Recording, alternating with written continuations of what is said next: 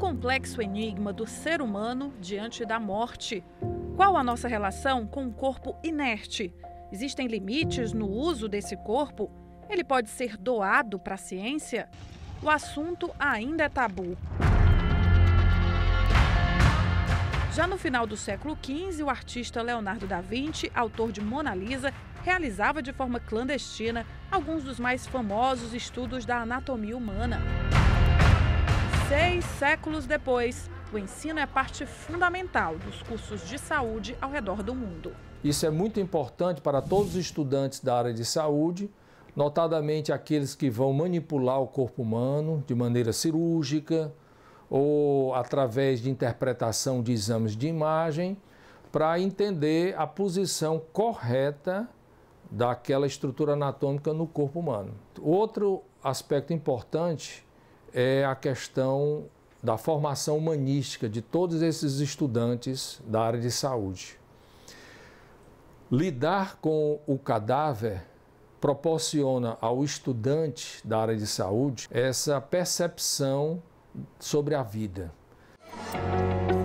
Apesar da necessidade, o estudo de anatomia vem sendo um desafio nas escolas médicas do país.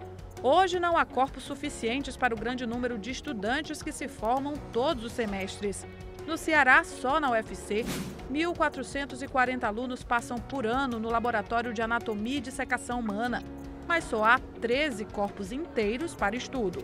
Para o professor Erivan Façanha, a insuficiência de corpos prejudica a formação dos futuros médicos, principalmente dos que querem ser cirurgiões. Com certeza, os cirurgiões, aqueles que demonstram interesse em exercer uma habilidade cirúrgica e que não tiveram a oportunidade durante a graduação para dissecar, eles vão com certeza ter dificuldade quando estiverem operando o vivo. Além do número insuficiente de cadáveres, a manipulação constante leva a um desgaste extremo das peças, que dificulta o aprendizado.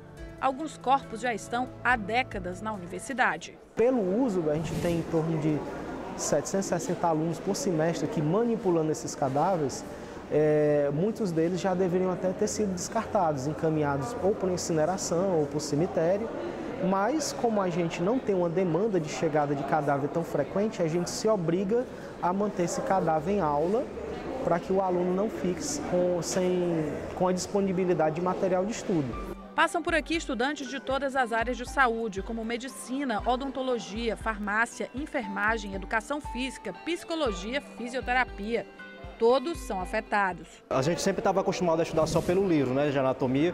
A gente vê lá as imagens coloridas e tudo, vê tudo bonitinho, mas quando a gente chega no cadáver, pelo estado que ele está, às vezes a gente não consegue visualizar muito bem as coisas, né? A quantidade e a qualidade de corpos que nós temos, infelizmente, é insuficiente para abranger os alunos da medicina, da farmácia, da enfermagem, inclusive da odonto.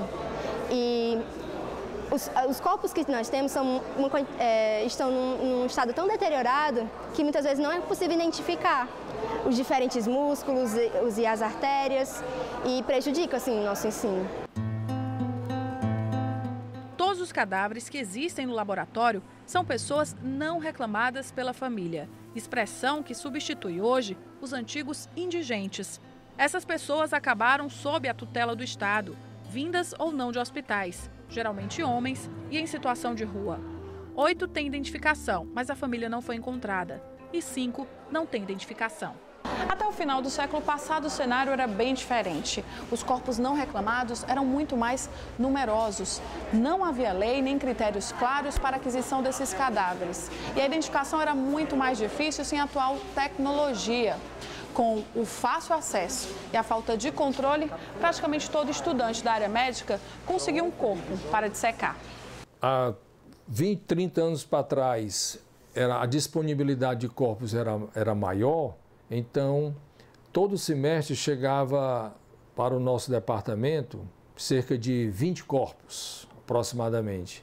Então, esses corpos a gente dava acesso aos alunos da graduação para eles dissecarem, junto com os professores e junto com os monitores. Entretanto, com a escassez dos corpos que chegam nas escolas médicas, aí a gente teve que suspender esta prática dissecatória. E a partir de então, A gente só temos peças anatômicas, mas apenas a gente faz a demonstração. A limitação da chegada de corpos nas universidades começou com a regulamentação em 92 do processo de doação, a partir da sanção da Lei 8501, que disciplinou a destinação dos corpos não reclamados, identificados ou não, para fins científicos. A legislação organizou a distribuição, mas como efeito colateral diminuiu o acesso. No Ceará, em 2008, sem regulamentação estadual específica e com provimento baixado pela Corregedoria do Estado, judicializando os processos, as doações legais praticamente foram extintas. Só o UFC, por exemplo, passou 8 anos sem receber um novo corpo. A dificuldade de acesso a corpos para estudos de anatomia levou à criação, por lei estadual em 2016, do Conselho Estadual de Distribuição de Cadáveres para Fins de Ensino, CEDICE. Atualmente, as 8 escolas médicas do Ceará estão cadastradas e recebem doações. Com o objetivo de regulamentar a doação de cadáveres para fim de ensino no estado do Ceará, com um detalhamento que propicia transparência e justiça nessa distribuição. A distribuição para as universidades cumpre uma série de exigências. Só podem ser doados, por exemplo, corpos de pessoas vítimas de morte natural, não violenta, sendo proibidos corpos de vítimas de homicídios ou acidentes. Se a pessoa não tem identificação, em cerca de 3 meses o corpo é liberado para a escola médica. Caso haja identificação, o processo é mais lento, chega a 6 meses.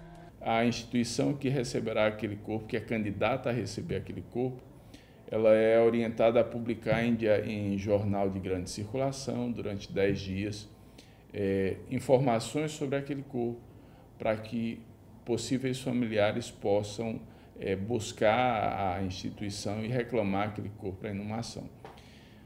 Após essa publicação e passados 30 dias após essa publicação, sem nenhuma manifestação de familiares, o corpo então pode ser encaminhado para a instituição de ensino.